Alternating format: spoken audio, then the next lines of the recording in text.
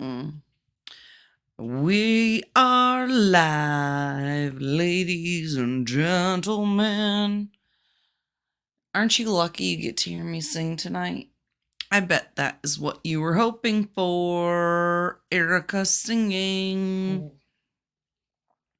Do do do do do. All right, Ballistic Blade Esports now live. Are we live on all the streams? We have no idea. We We're gonna don't find know. out. All right, y'all. If you're watching us, get into the chat, my friends, ladies and gentlemen. It's been a minute since your girl Generally Irritable's gone live. I got Ballistic Blade here with me doing a film review, AKA the violence conductor, AKA a darker perspective. It's a lot of things happening at one time. Yeah, we're trying to bunch out today. We're on. You guys, where are we at right now? Yeah, see, it didn't want to do Rumble because it wants the special stream key. So we're just going to go ahead and remove it. It's fine. Rumble is special. You guys, you are currently watching on like a bunch of different channels. Go into the chat. Tell us where you're watching right now. Tell us which stream you're watching from. We're doing a partnership right now. We're testing some new software out. Yeah, we haven't gone live in a while. Yeah. We've been doing a bunch of new stuff, new cameras, new audio, new show. For any of the Generally Irritable fans watching, if you don't know, I've got a new radio show that it's called Of the People. I am a producer and co-host of The People with the host Robert Chernin. So it's Robert's show, and I'm helping produce it and co-host it. We're having a ton of fun. We're going to have Mark Meckler on tomorrow. Colleen, my girl. Meckler. Facebook. Yeah, we got Mark Meckler coming on Of the People this week on our new radio show Of the People. So Mark Meckler is the CEO of Convention Estates. You guys have heard me talk about that 1 bajillion times, probably. 1 million. 1 million. Go to conventionestates.com and sign the petition. Yep. Where's my boy Jason Heron, our state director? We got Mark Meckler, the CEO and founder, coming on to Of the People this Tuesday. They're getting ready for their mock convention coming up in a couple months. And we're gonna get to talk to Mark about everybody's questions and things like that. So so we're trying some cross streaming. We're on Facebook. We're on Ballistic Blade. Oh wait, we're on Twitter. Yeah. We got the both Twitters going. Yep. So you guys, we're supposedly live on Twitter. You watching us on Twitter? We's everywhere. Nope, we's everywhere on the internets. On the internets. So you can go to A Darker Perspective, right? That's Benjamin's, what's the right word there? Alias? Alter ego. Alter ego. So that's where he gets to go talk about politics and keep some of the film stuff a little bit separate. Yeah, because film isn't typically all that friendly to my political beliefs. But we do have Ballistic Blade on here. Hey, well, I'm gonna keep it relatively tame. We're still doing a movie review. It is still a movie review. Yeah. I thought the movie reviews went on Austin Action Fest. Do you guys know how much my man does? I don't know if we talked to you guys about all the stuff that we're doing. I know it's been a minute since I've done a live. So much is going on, you guys, between I Love Your Money, my accounting business is thriving. Through the tax season, we have really grown. We've seen tremendous growth as I've really started to dial in to what God has put on my heart to create there with I Love Your Money. It's becoming a business incubation business, small business incubator.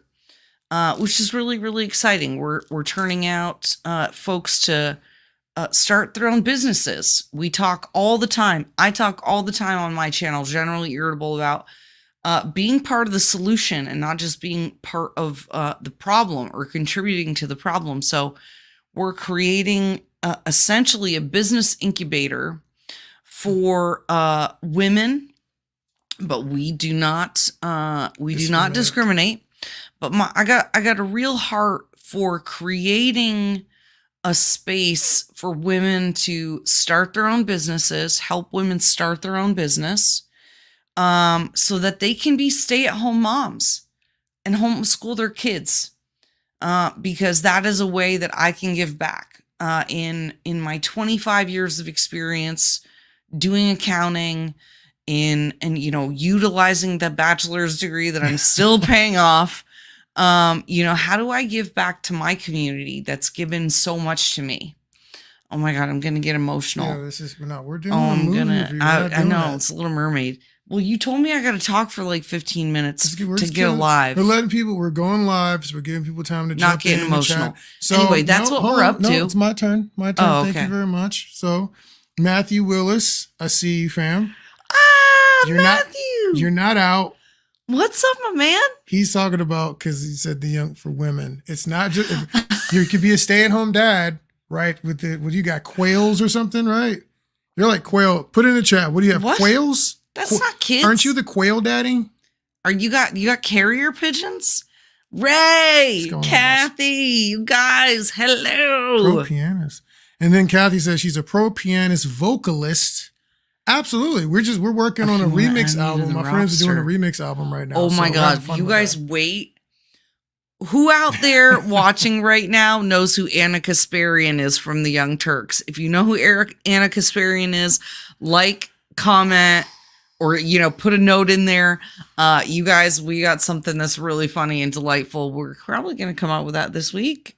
Yeah, we're gonna do something this week with that. I could finalize it today if you want to. We got to decide what we're gonna do. You guys are gonna die. It's hysterical. It's a pretty strong remix. I gotta thank our friend of the channel, Sean Fitzgerald, over at Actual Justice Warrior, for the inspiration for that.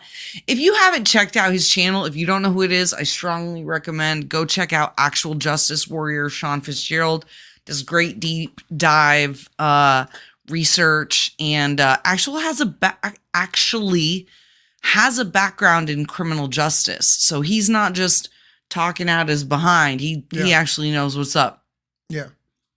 So she is slowly being red pilled. First he said ew, and then he said slowly being red pilled. So yes. Here's the thing. When I heard someone talk about this, that was very important. He said that doesn't mean she's going to switch sides. She's just going to be more reasonable. Yeah. And she can see the consequence. She's dealing with some of the immediate consequences of her decisions. That's right. Which is delightful. You know what it is? This is what it is, right? We can be ideologues until such time as reality sort of just punches you in the mouth. And funny enough, it was really California where I turned in my liberal card. So not surprisingly, it's the result that, she's in California, and she's dealing with California dreaming, because they are dreaming. They're doing some fun stuff. Fantasy land. We'll make sure to link to the source of the remix. But yeah, she's having a rough time, and it's fantastic to watch. Ooh, Paul. Paul, I'm curious how's your book coming along, talking about funding the government using how did we talk about that before? Basically, over the course of generations, we could use investment instruments to fund the government instead of taxes. Nonstop increasing taxes. Paul, I'm waiting for your book, my man. I'm waiting for it. Listen, if you have anything outside of the ridiculous rampant theft of the American populace, I'm open. Matthew, what is a quail daddy precisely? Why though? He has children, but he also has quails. But why though? Because it's an amazing. Are they for dinner? It's a good no. Are you an ag? What? They're pets. The federal government might give you money to give them cocaine to see the effects on if it makes them more promiscuous. Wow, it's gross. What's going on, Harvey? Good to see you too, Harvey. urban homesteading. I love it. Yeah, what was it? That was one that quail thing with the cocaine and the promiscuous thing. Quails? It was carrier pigeons. Anyway, go read Rand Paul's annual Festivus. You'll understand where that's coming from. They have too much money and too much time. In Government needs to be defunded. Dogs in Wuhan. He said the dogs in Wuhan. Oh, man. Oh, man. Have you guys seen how suddenly now YouTube and all these places, we're going to be careful because we're streaming a lot of places right now, but how YouTube is now allowing certain conversations about how did the quartering put it? He said certain shenanigans that may have happened in 2020. Yes. However, you're still not allowed to say the truth about medical information without getting community guideline strikes. Because I just got another one recently. In 2 or 3 years.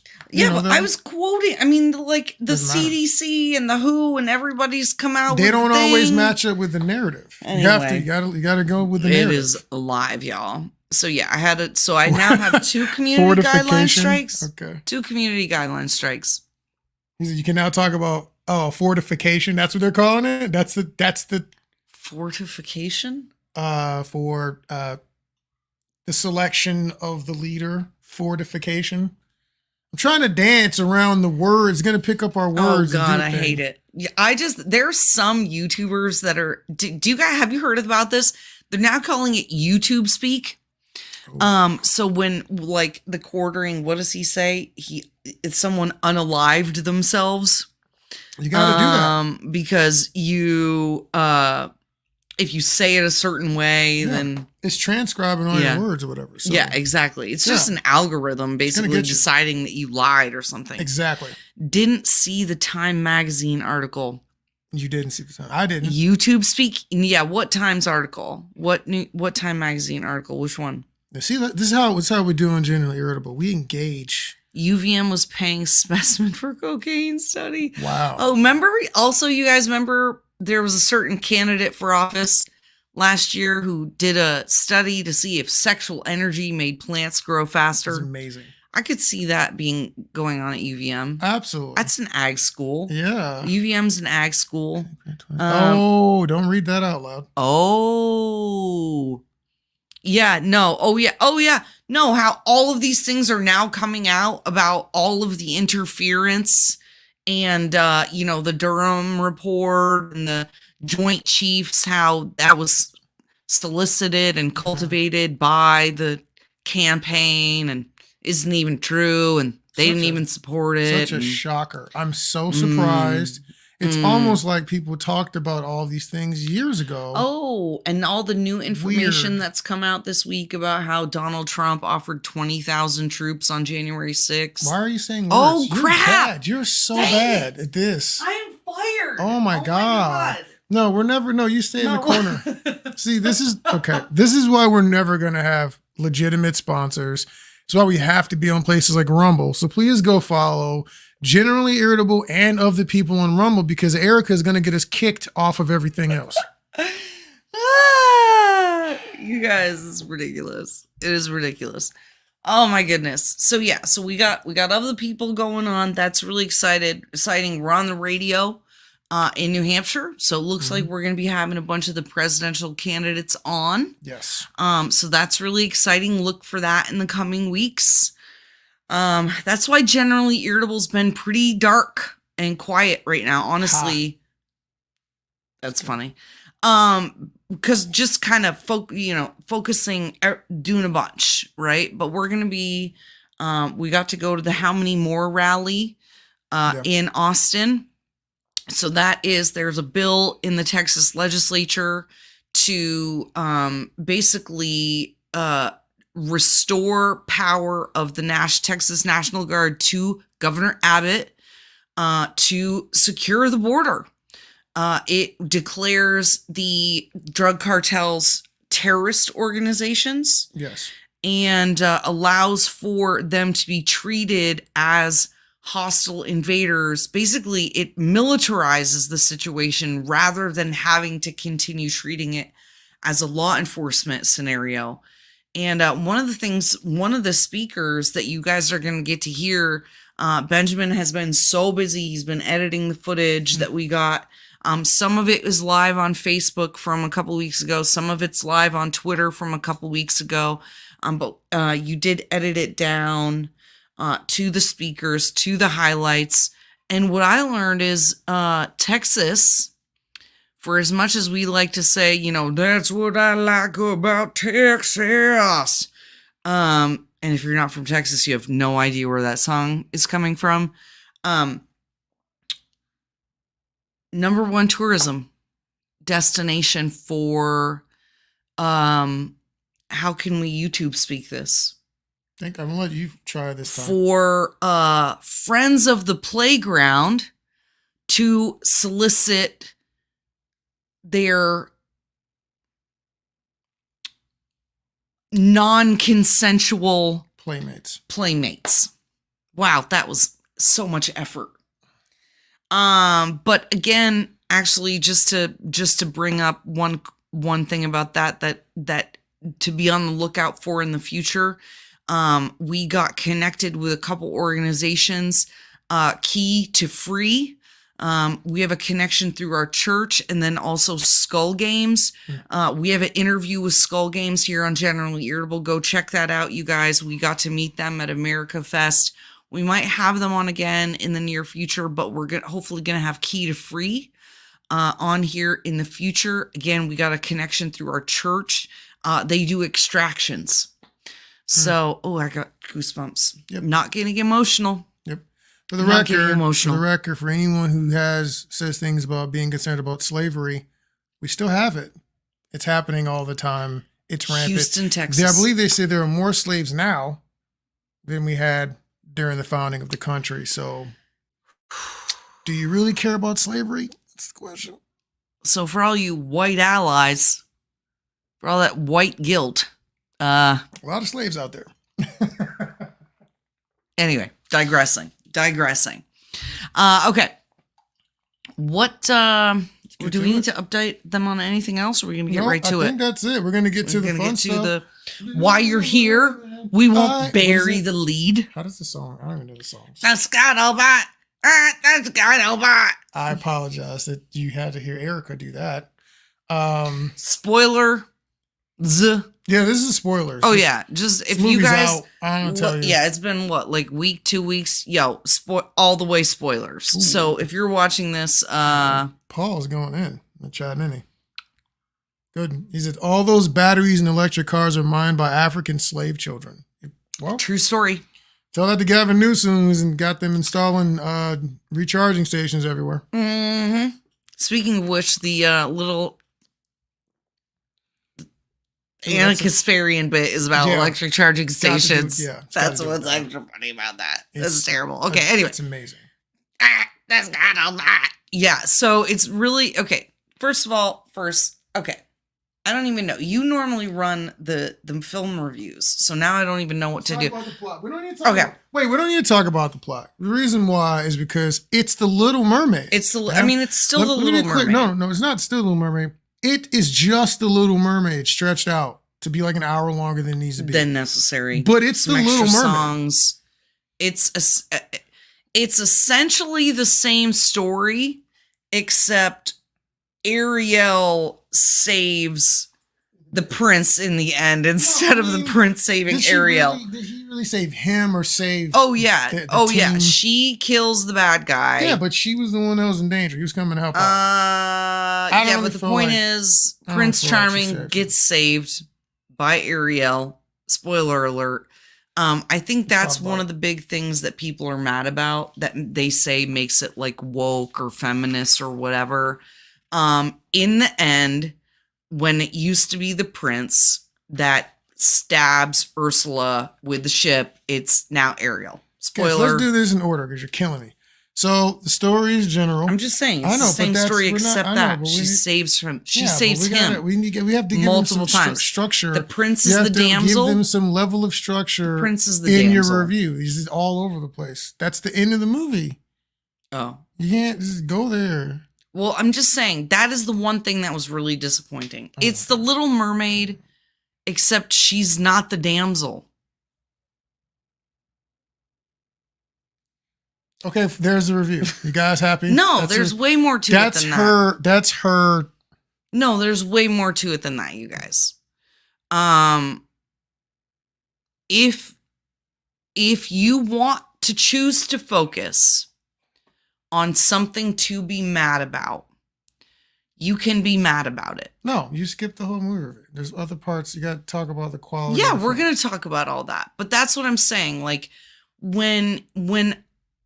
if I distill down what it seems like people are mad about and what everybody wants to like rage over, right? It's the Little Mermaid with, except she's not the damsel in distress. And I think that is the one main, if there was going to be a main woke critique, that is the only one I have. Let me be honest with you, I don't remember the original movie. I remember she was a mermaid. Did you even watch the original I remember movie? She was a mermaid. She wanted legs. She was chasing some dude, weak. And then she comes above whatever, and it's some weird stuff. She didn't have a voice or whatever. We're going to get to the good part. And then there's a queen octopus lady who's dope. The gist is still the same, you guys. I mean, that's what I remember about the movie. It was mermaids, people running around, falling in love. But there's a lot more to that. Just for the record, I am sort of, you're right. I'm beginning with the end. Yep. Because that is my only critique. Okay, so that is my only real negative critique. So I'm going to talk about the movie we watched. Okay. Because you're just saying stuff. Okay. So we're going to get into this. So I had a couple things that I didn't like when I watched the movie. Hallie, no, I can't. Can I do my thing? Can I live over here? Can I live? Thank you. Since you wanted to go straight to the meat, I'm going to give them some setup. I'm sorry, you guys. Exactly. Thank you. So, as I said, when she was, from an acting perspective, everybody did an okay job. Yeah. Ariel kind of was rough to watch at times. Sure, the Haley chick is cool, but there are some things like when she didn't have her voice, she was just being a freaking weirdo. And I was like, that's not how people act when they can't speak.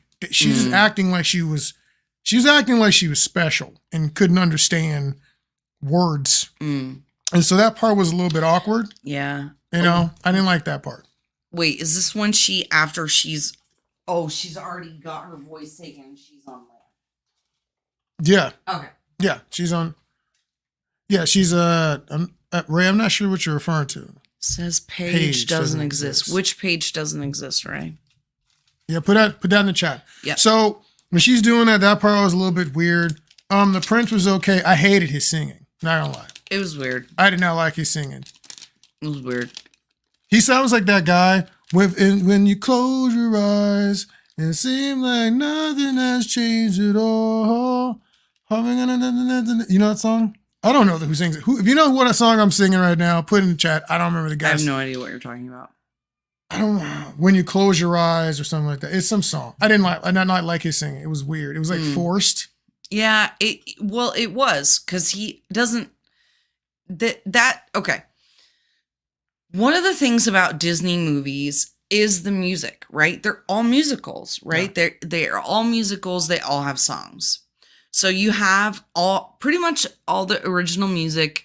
They change a couple lines here and there, I think. But ultimately, for the most part, the songs are the same and good.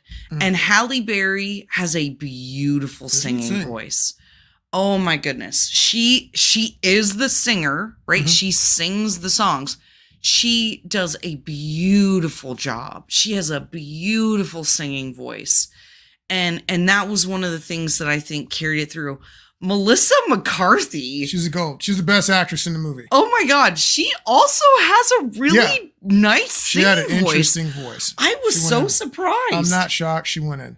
I don't know. You know what it is? Maybe it's because she's a comedian and everything you see her in, she's so goofy. Yeah.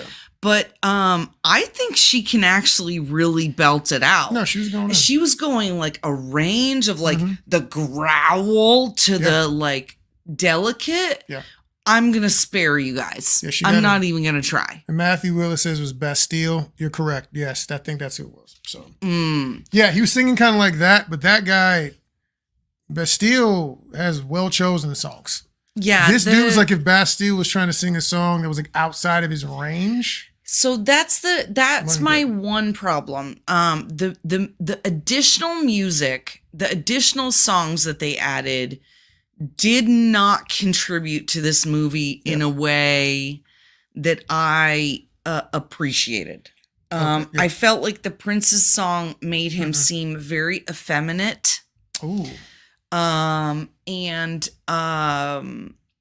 actually kind of detracted away from him as a character.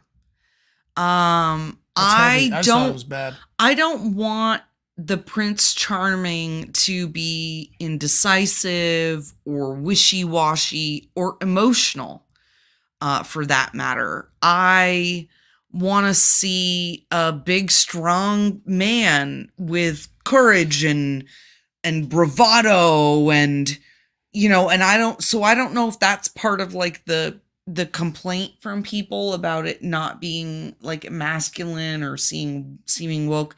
It just didn't seem to add to it. It didn't seem to make it better. Yeah, okay. I'll give you that. And then the bird scuttlebutt, right, is I don't care that was gender swapped.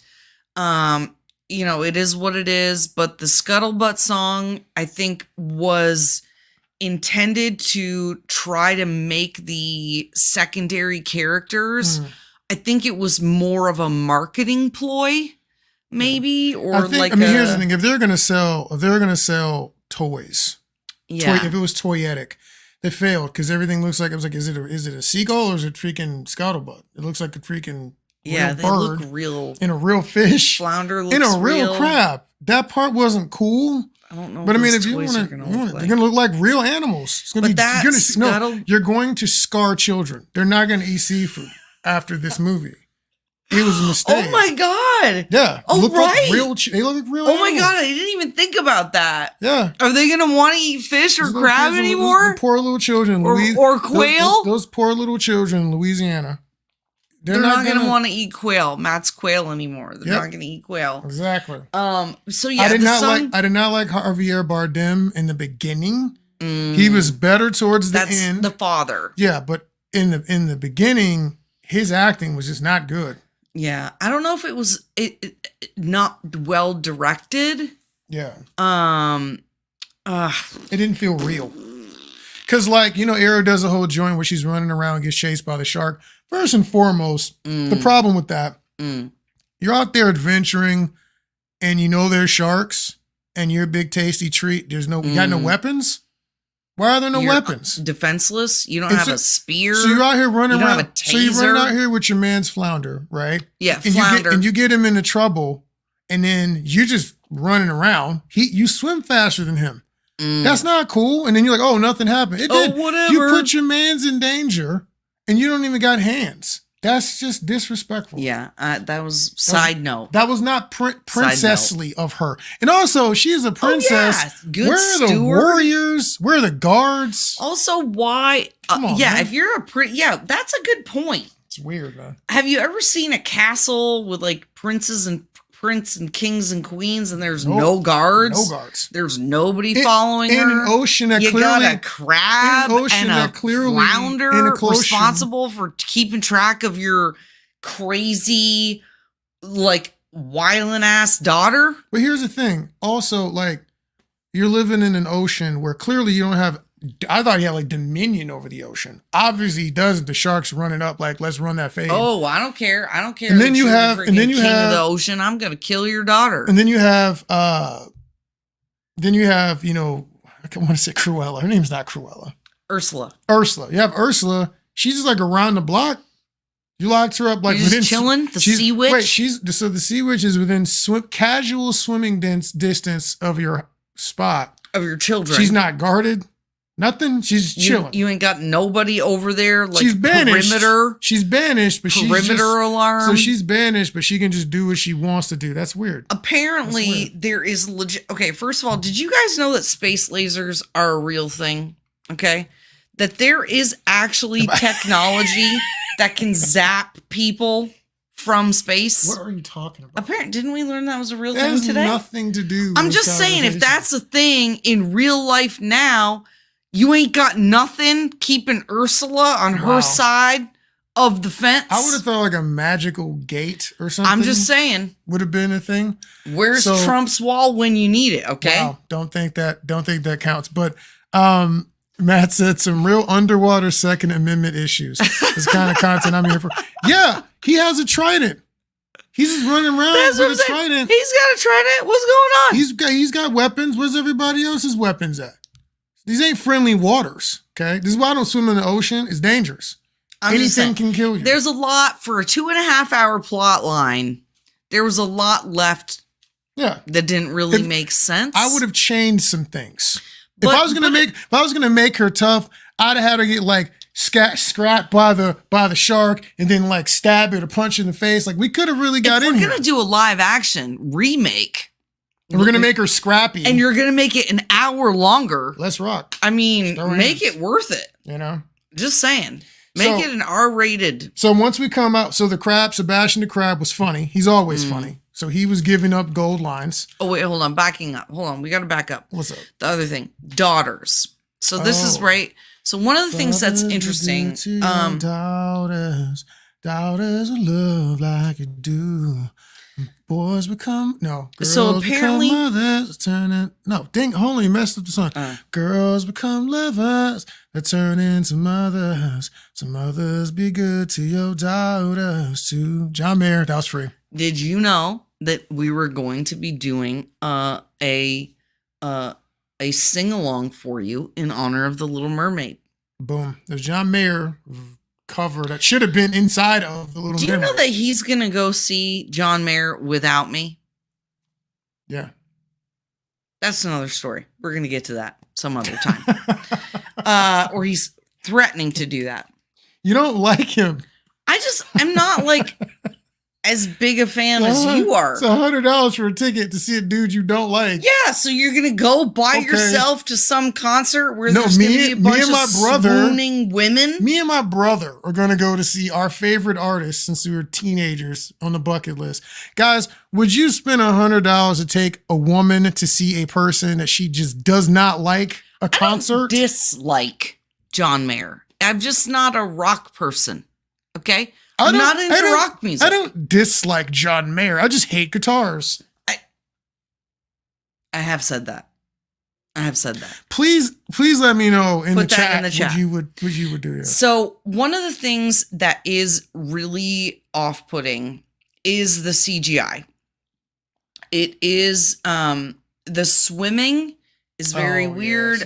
We were talking about how did they do the CGI for this? For those of you watching who are actual movie goers, movie fans, if you know anything about motion capture or not CGI, but mocap and wire work. Mocap, wire work. Yeah. I'm like, how are they making this work? Because it's very awkward and it does not look good. And I actually think it does affect the acting. So what's the father's name, the real actor? Javier Bardem. Yeah, who I actually like as an actor. I like him in everything else. I think that whatever way that they used for them to interact, for their bodies to move, that was meant to do in the water, I think it was either poorly directed, poorly managed. Well, it was poorly directed, maybe poorly managed, but I think it really, it might have even just distracted the actors. Also, I think Disney might be racist. Let me tell you why. So why is the water where they're at in this movie all super crystal clear and clean? But when we did, Black Panther, the water was all like real and murky. You thought about that? Black Panther. When you watched Black Panther, the second one, and when are they in the water? Namor. Submariner. Oh. That water looked real. It looked like real water. Oh. This water was like tropical and beautiful and luscious. Well, that's probably because it was a freaking a Disney princess movie. To give you credit, it was also in a Caribbean area, so it would be prettier water. And clearer. While the Black Panther water looked like Stillhouse Lake, like it was in Lake Travis or something. Oh my God. Yeah, not going. He was talking about going snorkeling in like Lake Travis. I'm like, let me tell you what I'm not doing. Half the time you can't even swim in there. But we can find bodies at the bottom. Oh my God. Somebody might have dropped the watch and they were dumping the body. Don't care. I'm sorry. That's not funny. That is not funny. I'm sorry. I honestly saw a clip of The Little Mermaid on the back of a bunch of white guys in green suits. Oh, wow. Wait, what? Like, maybe she was carrying you mean like that was how they were doing like the mocap or something? That would be why it looked weird. That wouldn't be mocap. That's just green screen, but that's interesting. Oh, that's terrible. That would explain why they're like, because they're not doing any sort of body wave movements like you would if you were a fish, right? So because they're mermaids, they're doing this instead of a fish that would do like this motion. Like a shark. So that's what to me, but if you have a bunch of actors, not stunt people or mocap actors or people who are accustomed to doing wire work or whatever, weird stuff, yeah. That would explain why everything looks weird. Maybe. I'm curious. I don't know, but let's get out of the water. Oh, okay. Let's get out of the water. So when we go waterside, here's my one gripe. Gripe is a strong word. It was just weird.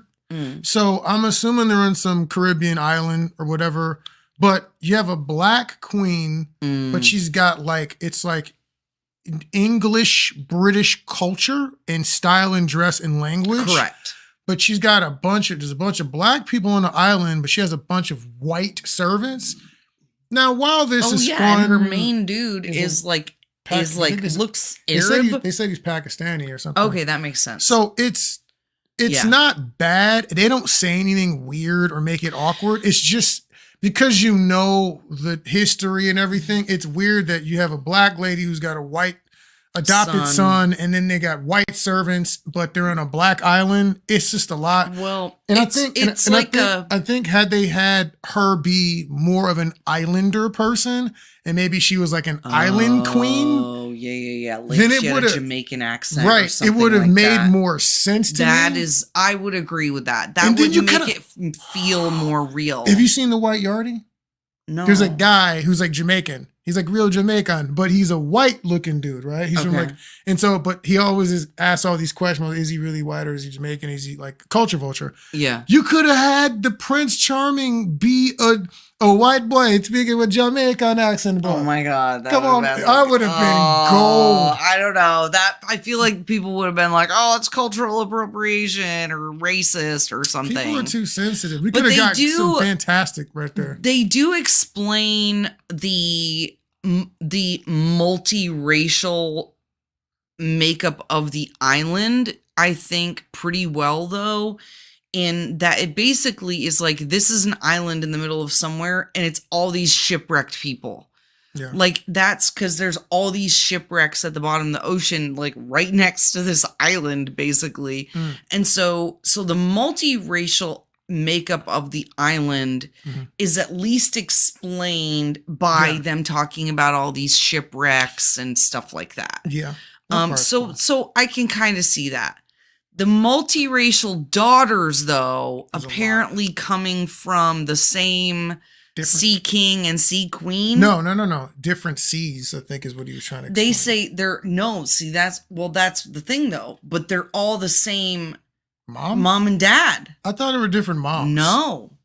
No, that's what I was like. At first, I was like, are they trying to say that dude's got like a harem going on? I thought that's what no. Then he says your mom for all of them. Okay. So somehow, Javier Bardem. Javier and the dead mom managed to have a white daughter, a black an African, like black, dark-skinned daughter, then Halle Berry, then Asian. Did I say Asian already? Then white, and then every. Yeah, so see, Paul says that she represent the daughters of Trident. I mean, yeah, but she's saying the way they talked about the mom was like it was one the same mom. So if you had different sea queens from different oceans, that would make sense. But I can also see how it's a Disney movie, and so they're probably not trying to have him polyamory. Yeah, like baby daddy. Rolling Stone,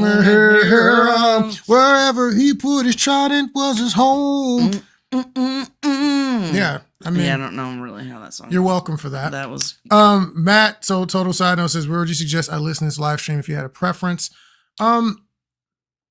We don't know. We're doing Rumble, but live streaming on Rumble becomes an issue. Dumb. It's not live streaming there. Twitter is good. We're trying to build up Rumble though. So if you guys can like and follow our stuff, all our stuff on Rumble, because we do not know how long we'll be on YouTube and Facebook. We're trying to help build that platform. Air Zuckerberg can change his mind at any point in time. Yeah, that's true. So, you know what it is. And they're making it really challenging. You guys, the new Facebook meta is so freaking annoying to try to interface with on the back end as a business owner or as a business page. It's really dumb. It's really annoying. They're now trying to take away my ad account. Yeah. So we're really building Rumble and Twitter right now. So those are two really good places. Yep. And it covers Twitter. You got a darker perspective and generally irritable. So both are good. Yeah. Okay. So so that's the multiracial stuff. Yeah. I like the way that Ariel and what's his name? Eric connect. Their chemistry is really good. But they're study like archaeologists. They like things. They like items. That's cool. It was a cool deal. It was a genuine first of all, the two actors had really good on-screen chemistry. It was a little bit awkward at first, she's being, weird, but then again, like if you lost your voice and suddenly had legs and then you tried to communicate with somebody without using words, you'd probably be pretty awkward too. Yeah. I do want to say out of the people on the surface world, Grimsby was a real one. The servant Grimsby. The second in command or, the Queen's Guard. Yeah, that dude was legit. Yeah. I like him. I liked him. He was killing it. He was cool. Good acting. Funny. Trident sucked at the very end of the movie when he fights the villain. I don't know. Does he do that in the original cartoon? Where he gives up the trident, all the power to the evil lady who hates him. Wait. No, let me be clear. So there's a person who hates your guts and wants to see you suffer and tried to enslave your daughter. So your people. So you tried to kill you. You get to say your part next. And so you are willing to trade your trident with ultimate power to that person. For one of your seven daughters? One of your daughters, knowing this person is probably going to kill everybody. Murder up everybody. You're an idiot. You're not a hero. You're more. You suck. You deserve to die. It's one of those things in movies that always makes me angry. Yeah. When the hero, like Batman or Bruce Wayne or whoever saves your girlfriend, they go save the girl. Yeah. Or their friend or their person. Supernatural is the worst. God, don't even get me started on that. The whole planet, don't care. So I gotta save my friend, but then tons more people die and it creates all this chaos. You're not a hero. Yeah. You're a terrible person. Correct. A real hero would sacrifice their family, friend, whatever. Something. I told Benjamin, I was like, if you were ever in that position, let me die. Let me die. If it's me or the rest of the world, you will be the hero. I would rather die a martyr than have you save me and everyone else dies. That's pretty wild. I hate those characters in movies. I hate them. Yeah. It's stupid. It's not heroic. It's selfish. It is. It's not even selfish. It's pretty selfish. It's not even selfish.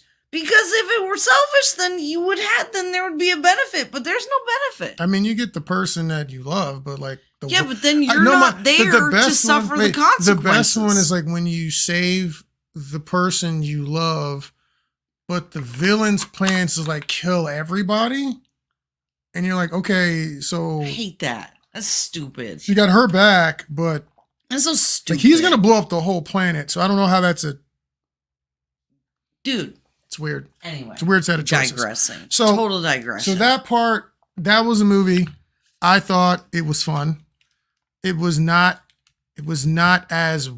ridiculously like the message was not strong. The one thing I do find weird that they never talk about, and I guess they never talked about in the original one, is like he's mad that she's trying to date this dude. It's like you should be mad. She's a princess. He's a rando. Like no, he's not. He's king of this. No, but she's like he's king of the seas. His mom's queen of an island. So you're saying it's not a good match? He's lowborn compared to her. No one talks about the fact she's a princess. I mean, it's just weird that never comes up. She's higher ranking than him. Anyways, I would say, let's see. I'm looking at my notes, you guys. We went to see the movie. It's really cool. There's some places you can go like eat and watch movies at the same time. And so there's a little light, you can take notes, which is super helpful. Yeah. I had one main critique that we haven't covered yet. Yeah, we're at Flicks that time. What's that? I think it was Flicks that time. Flicks, yeah. And we go Flicks. Film Alley's going to be doing the same thing. Alamo is just too far. Oh my God, you guys. Film Alley, City Lights. Heated seats, heated reclining seats. That's pretty nice. I love it. Yeah, it's pretty nice. One of the things that I found interesting, we did cover it a little bit. Actually, it was interesting at the beginning with Flounder and stuff. A seemingly lack of duty and responsibility required of the nobility, which was interesting. So Ariel is this, rebellious daughter. Yeah. And while she is the protagonist, her lack of duty and responsibility to her family and her kingdom was really striking to me. And so we did cover this part. Yeah. It's the most notable in her lack of care for Flounder. Oh, yeah. So it was like, oh, wow, you have no sense of duty and responsibility to your kingdom. And then one of your flock, who is your friend, you were not responsible for his safety or security. Here's the other and that was really, that was a real off-putting kind of, it was... There's another part that was even worse. Yeah. Like when she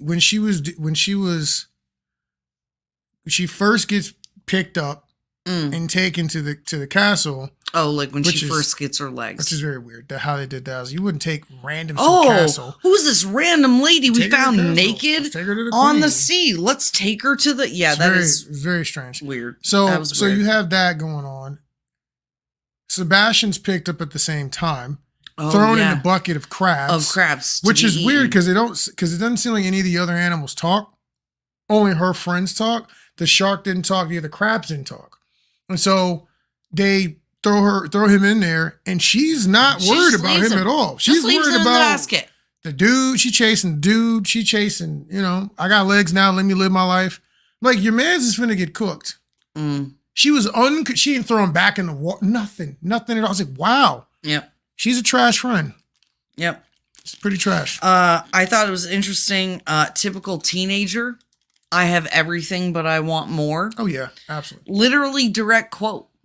Yeah. I have everything, but I want more. Of course. And you know what? Dang millennials. Does that, Dang millennials. But isn't that so much of our culture now, too? Just this sense of entitlement. Yeah. You guys, I don't know. I feel like there was a fair amount of real life commentary, but it was almost more about a generation and a culture than it was about anything specific, right? So we have this sense of entitlement in our culture today, and a lack of duty and responsibility to our fellow man, right? Because that's the whole thing. With rights comes duties and responsibilities. With freedom comes duty and responsibility. And so the disconnect was apparent, but that is what I would say is apparent in our culture today, right? So if this iteration of Little Mermaid is commentary on today's culture, right? That to me was what kind of stood out. Okay. Was that lack of duty and responsibility. Paul said has a comment there. It reflects the current attitude towards, we're just going to throw it up.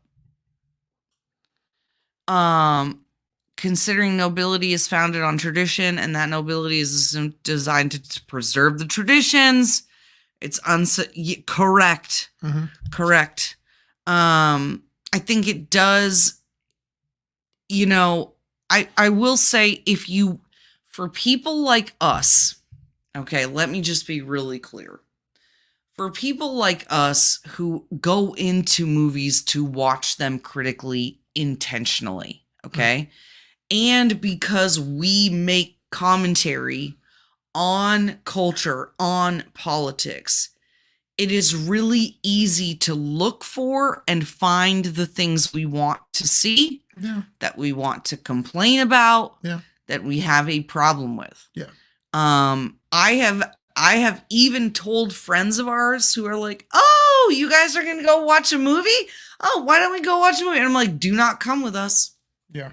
Do not come to the movies with us." I ruined Prometheus for some people.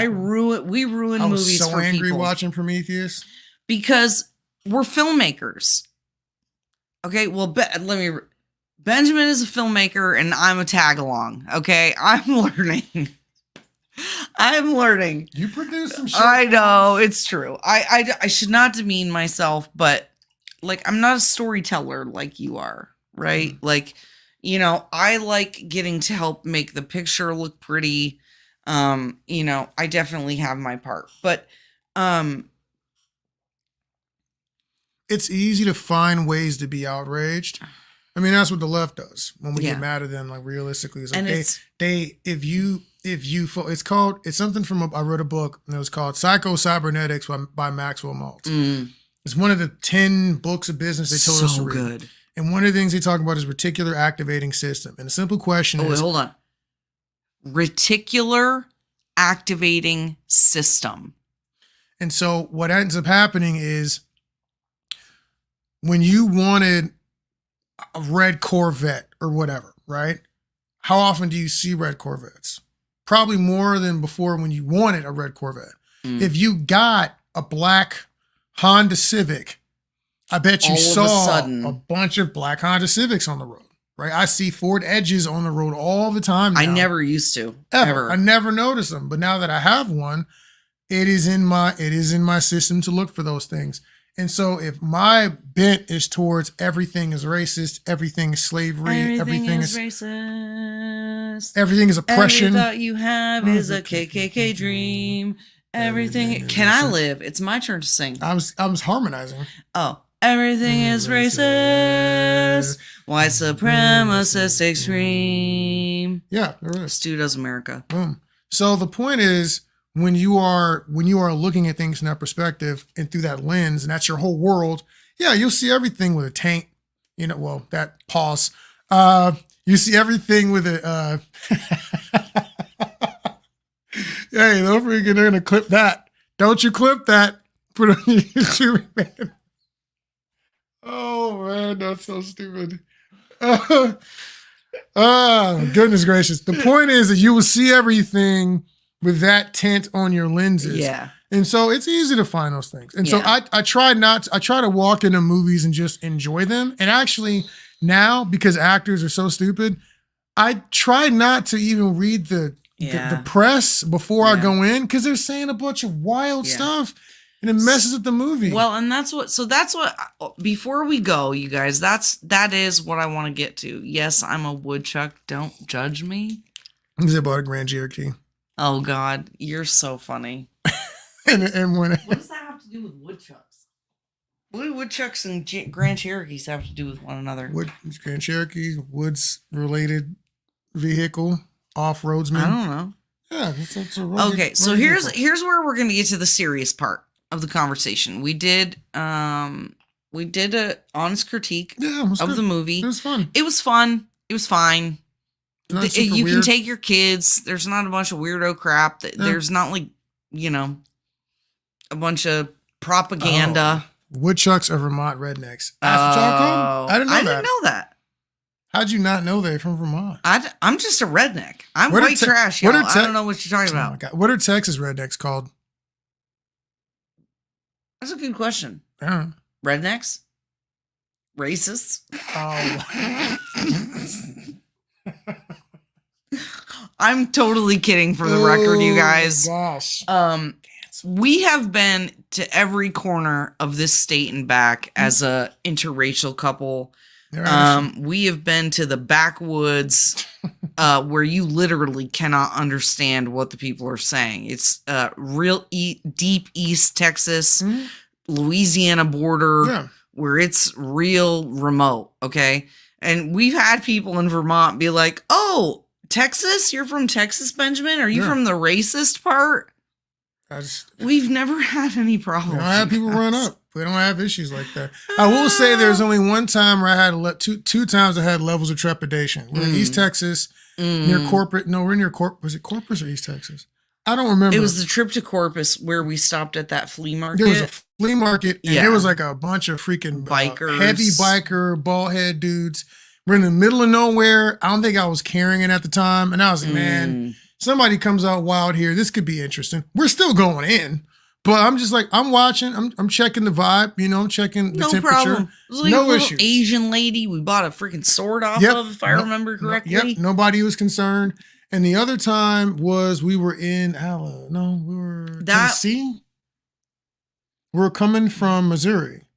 And we were driving through a connected state. I'm bad with geography. And we saw a freaking Confederate store. Oh, yeah. And yes, that was Arkansas. That might have been Arkansas. And let me tell you what, I'm normally pretty adventurous, but it is like me and Erica. And again, this is on a back road. But it was not just like I got an American flag and I got a Confederate flag because I'm a Southern person. And it was like, it was a store covered in Confederate flags. And I'm like, you know what? We're not going to stop there. We're going to skip this one. They might even be cool. However, we're just not going to risk this one. I'm not that much of a gambling man. Because we like going thrifting and antiquing and stuff when we're traveling across the country. That's how we get a lot of our really fun props and cool things that we get to play with on camera for you guys.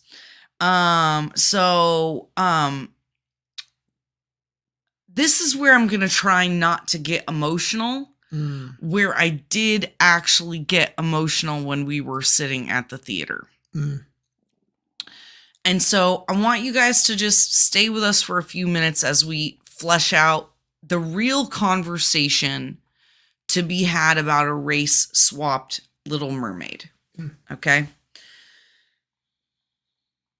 There is an understandable frustration, I think, on the part of white America when we see race-swapped characters. And I know for me personally, as a white American, when I see a race-swapped character, I'm going to be honest with you. Most of the time, I don't care. I don't. I know that it happens a lot in Marvel movies, in anime, in things that where people understandably get annoyed and irritated. Okay, if we're talking about Old Norse mythology, and suddenly people weird. are black. It's kind of Heimdall's weird. He looked dope, but it doesn't mean it wasn't weird. It's Norse mythology, you guys. Yeah, it's all white people. So I understand, we want to make things diverse. Yeah. But when you do it in a way that doesn't make sense, what is that? There's a word that they use in film where the light has to make sense where it's coming from. I'm not sure what you mean. It's if it's on purpose, okay, right? So it's one thing if, okay, so when you're lighting a scene, okay, like right now, I have a light right here. This is on purpose. This light makes sense. You can see that there is a light on the screen. It's actively doing a thing. But if for some reason we were lit differently and there was just randomly like a blue light like on my face, you'd be like, why is there a blue light on her face? That doesn't make sense, right? That would be a style choice. It would be a change with me as the director of photography. It would be on purpose. There's a word for it, but I can't remember what it is. But again, when you're changing something and it doesn't make sense given the origins, right? So even like a black mermaid, the deeper in the ocean you go, the more translucent the fish are. So a black mermaid is kind of weird because you'd think, well, mermaids, again, Norse mythology, if I remember correctly, or it's like European. Swedish. Swedish. I think it's Swedish. Okay, still white people. Okay, so it's just weird when it doesn't make sense in the story. It's when you're adding diversity for the sake of diversity, and it's obvious because if this were real life, given the source material, it would not look like this. Okay. So then, right? Like, that's just weird and awkward. And you can have that critique.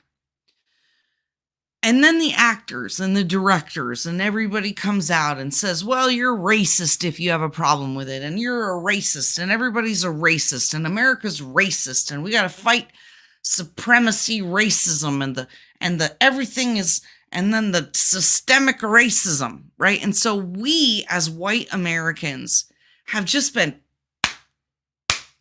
demonized. And anyone with a brain is just over it. Okay? I get it. There's people out there who suck. Okay? But by and large, this is not a racist country. And so we're just sick of it. We're just sick of listening to it. We're sick of being demonized and called names and told that we have a virus in our brain because of the color of our skin, which is racist. Got it.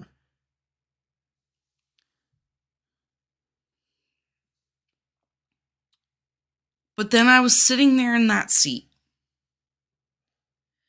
And I thought back to what it was like when I was a little girl. And I was watching The Little Mermaid. And I was watching Disney movies. And I came up, born in the 70s, 80s, and 90s. And I thought back, how many characters, how many Disney princesses, how many dolls, toys, and things that our parents could buy into were black or brown.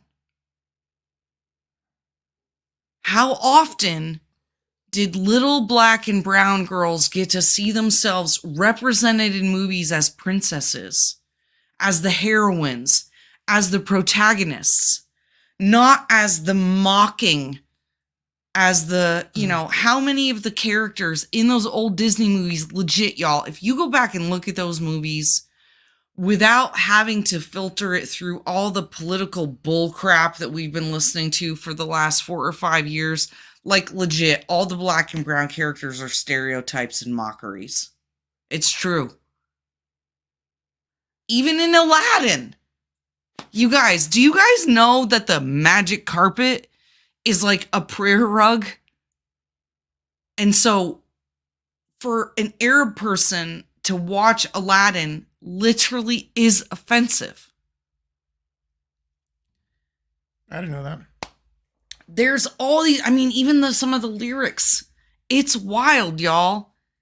And this is the thing, is because the political left has done such a poor job of having any of these conversations.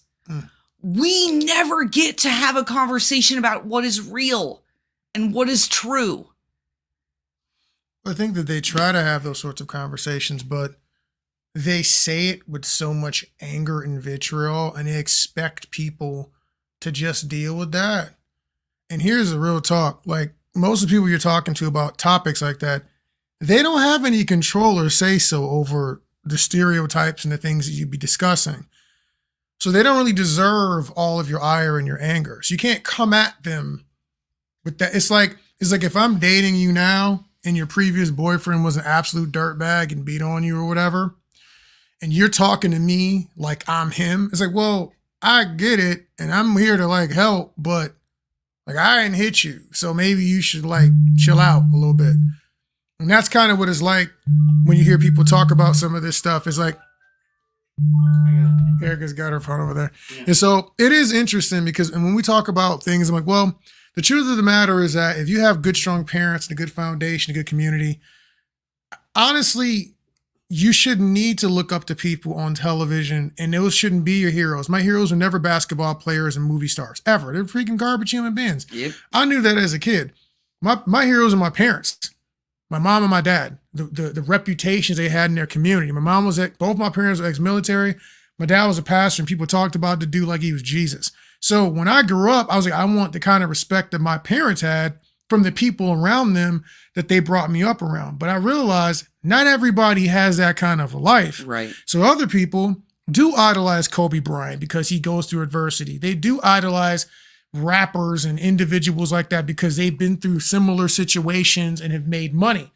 These are not good role models, but that's what they see. And that is to a lot of people what they think a successful person was. Well, and here's the thing. So, this is what also started from that conversation was a deeper conversation about representation. Okay. Which you guys know me. I think actually it was funny. When I was running for office, who was it? Jack Thurston, I think, asked me, he said, do you feel like it's important to see women in politics? Do you think it's important to see, because it was when I spoke at the women's suffrage event. Okay. It was the 100th anniversary of women's suffrage, and I was asked to speak at an event in Burlington. And I did. And so the news reporter asked me, how important is it for you as a woman to see other women in office? And at the time I said, I don't feel like it's super important to see women represented necessarily because it was men originally that I was looking up to in politics that got me passionate about politics. And then I stopped and I thought about it. For all my old Vermonters, love her or hate her, Madeline Kunin was our governor when I was growing up, and I met her.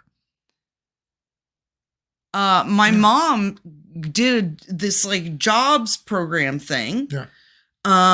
And I got to meet her in person as a little girl. And so here I am saying, I don't care about representation, but we had a female governor when I was growing up. Well, but hold on. So we'll often argue against representation because of the way the political left talks about it. But then we start talking and I go, oh my God, there was no black Disney princesses when I was growing up. There was no dolls for them to buy that I recall. that were black or brown or ones that I was given, right? Well, I didn't play with dolls. Let's be real. I had Matchbox cars and G.I. Joes, but that's another story. But even like, again, going to those movies, it was not, I did not see other races represented in the media that I got as a child. Yeah. That's real. Shayna joined Gem and the Holograms, but only later on. Okay? That is a real thing. I'm not even kidding. Gem and the Holograms, favorite cartoon, favorite dolls when I was a kid. Shayna, black girl with a, what did she play? I don't even remember what she played. I didn't anyway, watch that. That came way later. She had purple hair. She was dope. Side note. Sam Chapubat says, did I say her name? Pewdiepot says, pull it up. Would be funny to have a white Muhammad Ali or Malcolm X. Oh my let me God, explain to you. now I'm It would tempted. be absolutely disgusting. I'm not watching it. We're going to do whiteface. We're going to do a whiteface comment. I'm now. not doing that. Oh! You can do that on your own. Get canceled immediately. Definitely get canceled. No, but here's the thing. But seriously. But real talk, black people thought Lazarus, what was his name? Osiris, whatever, from Tropic Thunder. We thought that was hilarious. Yeah. Because it was funny and we knew it wasn't just and joking. But I will say, in reference to what Erica's saying here, is that we talk about representation not mattering. Like if you think representation doesn't matter, when you look at places like Baltimore and Chicago and gangs in South Central LA, where do you think that they're getting all that from? These are people whose representations of themselves that they're seeing are criminals. And they're replicating that. For any of you guys that are our age, right? I'm on the cusp of Gen X and millennial. Mm-hmm. You're a millennial, technically, by age. If we go by strictly age generation. And I said to Benjamin, I was like, now that we're talking about representation, what has been black representation in media over the last 3-4 decades that I've been on this earth? Trap music. Trap music. No, it's not trap, just rap music. The movies growing up, Boys in the Hood. Mm-hmm. What 10 years a slave? Wait, how many years a slave? 10 years a slave.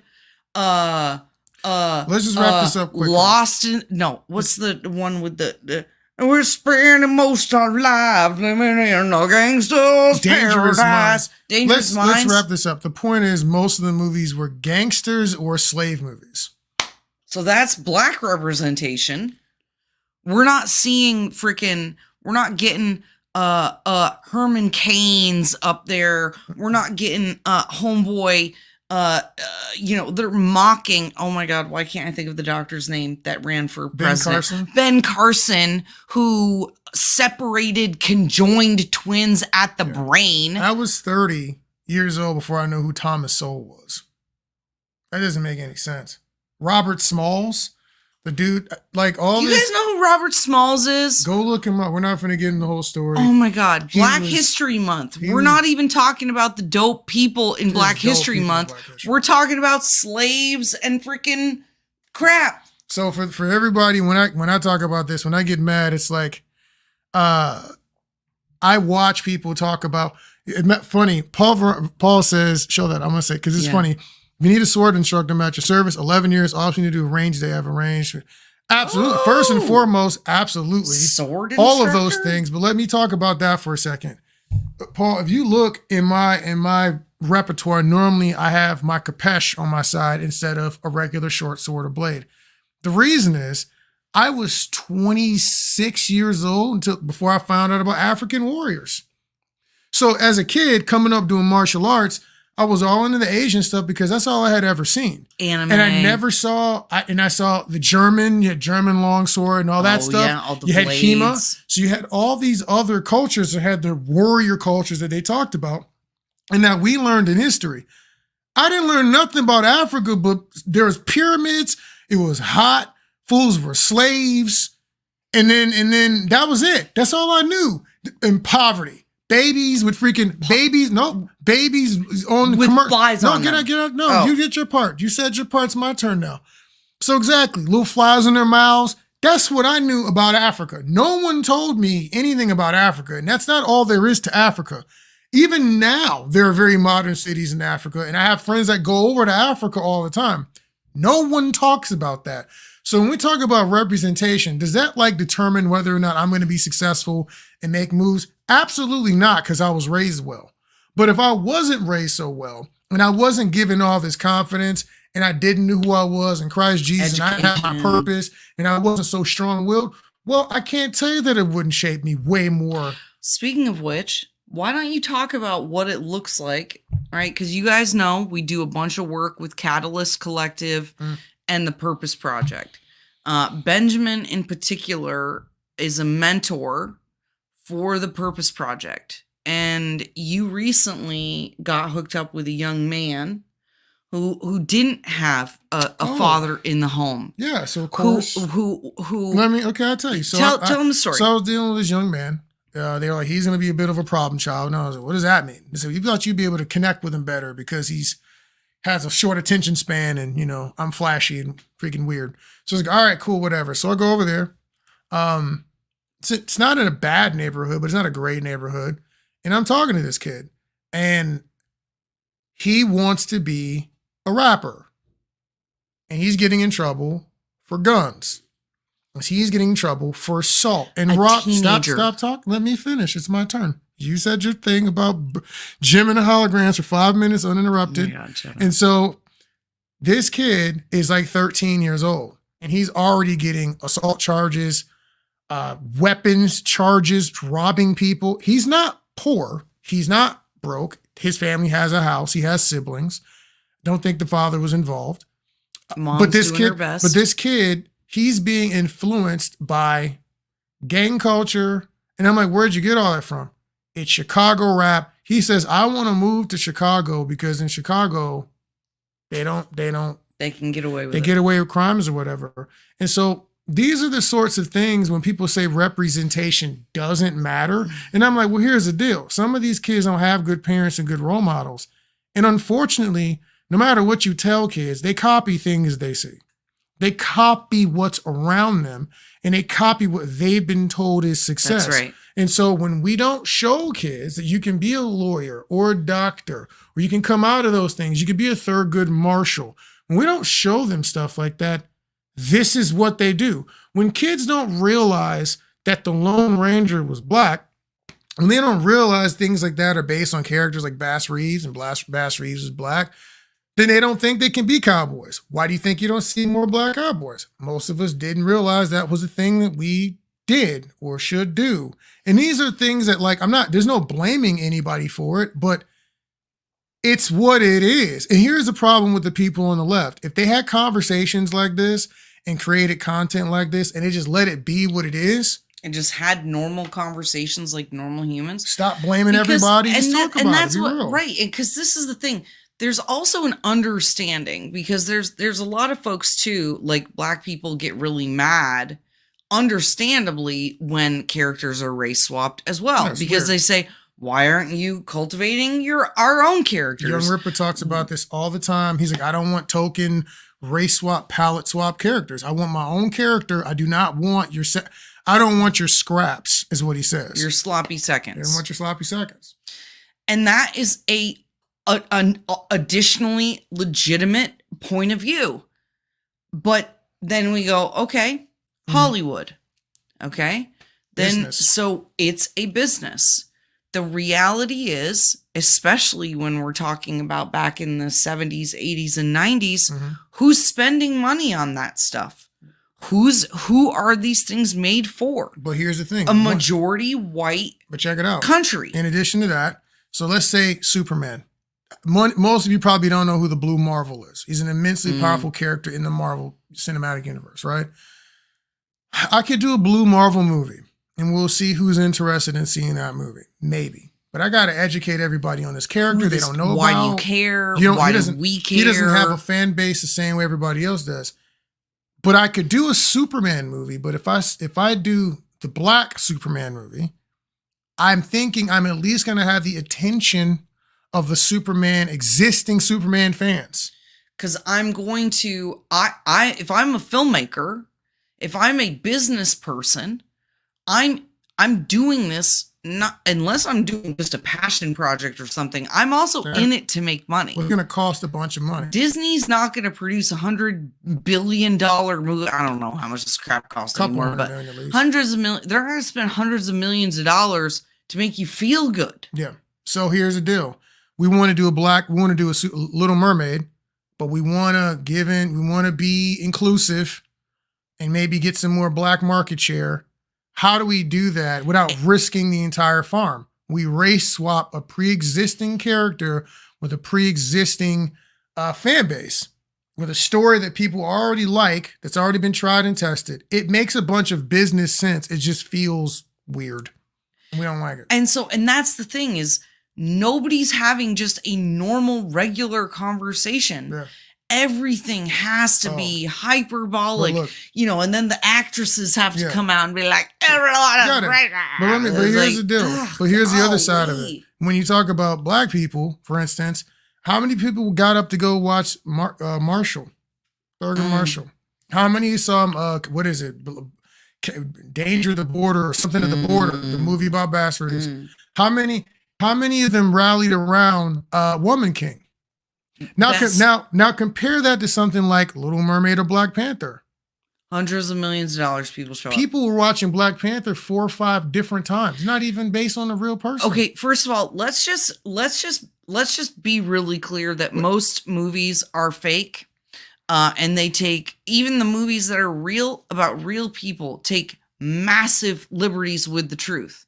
Yeah. People didn't want to go watch Woman King. Yeah. An accidentally pro-life movie. It's a pro-life film. Because they took too many liberties with the real character, the real Dahomey people, which I understand is a thing. But what other movie out there employed literally hundreds of black, dark-skinned women and men? We have no idea what the numbers are, but it was a lot of them out there. Okay? I'm telling you. There's a lot of folks. And so I'm telling you. If you haven't seen Woman King, if you have seen Woman King, do you realize it was a pro-life movie? First of all, accidentally pro-life movie. And then everybody, but again, it got so hyperbolized. Yeah. Then everybody was mad about the Dahomey and but it's a whatever. You guys, Woman King is bar none. Yeah. Either the best movie I have ever seen, or it is in the top 3 best movies I have ever seen, next to the likes of Braveheart. I think Woman King was better than Braveheart. It was better than Troy, because Troy was only good because of one character. This movie was good with all the characters. Absolutely. It was a freaking fantastic movie. Absolutely ruined because of the marketing campaign and the inability of people to have conversations like normal human beings. It was an amazing movie showing female leadership in a not weird way, in a way that did not denigrate men. And everybody slept on this movie. But again, this is for the same reason. It's the marketing. Everybody's talking about the woke, this, that. It's like, you could just make a good movie and not shut up. Here's the thing. Even if you want to talk about whatever it is, the reason you made the movie, that's cool. That's great. You want to make some diverse, that's fine. Don't attack the people that you need to watch the movie. Don't attack half the country. This is what Brie Larson did. This is why Captain Marvel was so disliked. So gross. It's not just that the movie was a little not good. She was saying stuff like, we didn't make this movie for you. And it's like, yes, but you did though. You did. Most of the people buying these comics for white dudes. It is middle-aged white men coming to these comics. Man. You literally made this movie for middle-aged white men. Because if you didn't make it for the comic fans who bought the comic books, because most people don't know who Captain Marvel is. Nobody cares about that character. If you made the movie for people who weren't Captain Marvel fans and bought the comic book, which is white dudes primarily. White nerds. Well, here's the thing. Then it wouldn't have been called Captain Marvel. It would have been called Captain Laser Chick. And it wouldn't have been a Marvel movie. And Captain Omnipotent Power Laser Mary Sue. Turbo Mary Sue Maximus. And that's what you would have called it. because it wouldn't have been for people who knew who Captain Marvel was. So I just thought about my thumbnail from the other day. Oh. For the record, you guys go check out. You guys have to go check out the new podcast of the people. One of the clips is somebody talking about the white gaze. I made the best thumbnail. It was pretty amazing. Ever of all time. The point is we've belabored the point. Yeah. But yes, so we've circled all the way around. Yeah, I think we got everything. Yeah, I think we got everything. The movie was actually pretty good. The Little Mermaid was fun. And a part of the reason it was good is it wasn't a bunch of people constantly talking about the wokeness of the movie. It just made a decent movie. They didn't shove it down your throat. And in the movie, it wasn't like shoved down your throat again, right? They didn't shove it down your throat in marketing and then shove it back down your throat in the movie. It was just a movie. Yeah. And that was cool. It was just a freaking... It was cool. It was just a freaking Disney movie. Just a regular Disney movie. Yeah. There wasn't any thruples in there. They weren't trying to they didn't burn Jesus on a cross upside down in the ocean. They didn't do that. It was just a regular movie. Didn't see any flags. Nope. It was a regular movie. Yep. Yeah. Yeah. And, but also, real talk, y'all. I just want to remind everyone, to all our viewers, all our listeners, everyone watching, that that the people in charge of our institutions have a vested interest in dividing us. They have a vested interest in us hating one another, but more importantly, in us being afraid of one another. Yeah. Whether it's afraid to talk, afraid to speak, afraid to be with one another. And so if you're watching and you consider yourself one of our Christian brothers or sisters, I especially implore you to remember that. That in those times when you hear that rhetoric and you see it happening, and your first inclination is to just get mad and to want to lash out and say things angrily, I want you to remember that Jesus has already given us victory, okay?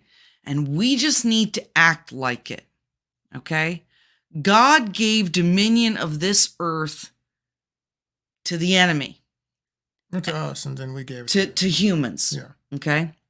And we've given it over to the enemy.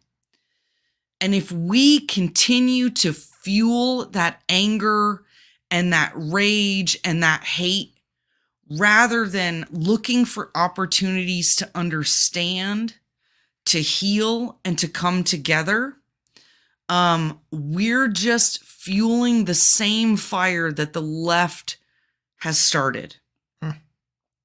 And so rather than being part of the problem, look for opportunities to be part of the solution. Go to purposepro.org. Learn how to become a mentor. Look up how to help fight against the trafficking that's happening in Vermont, because if you guys have forgotten, we're a border state.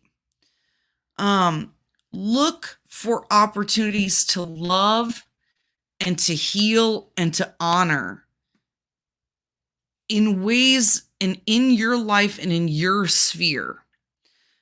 Because particularly in the Northeast, the state, the most unchurched state in the Union, and Chittenden County, the most unchurched county in the state, y'all, they need our light. Be the light on the hill, not the black hole in the ocean. That's all we got for you guys tonight. I think that's it. Yeah? I have nothing else to say. Paul will definitely come sword fight. Yeah. We'll do some film things. I love it. All right. Sorry, you said not to be preachy. That was a little bit preachy. You're a little preachy, but that was a little bit preachy, you guys. That's your business. A little preachy at the end. Because it just makes me really sad. Ultimately, it doesn't have to be this way. We can choose different. So let's do that. Copy that. All right. Come back. Keep on the lookout. Go check out Of the People. Go check out A Darker Perspective. Yeah. See what we got coming up. That's some fun We got stuff. some fun stuff that we're releasing. We're going to have some interesting new guests on soon. We might be at the next TPUSA event in July. We haven't decided that yet. We'll see what's up. We're looking. All right, you guys. We love you. We miss you up in Vermont. We're going to see you soon. Catch you later. Peace.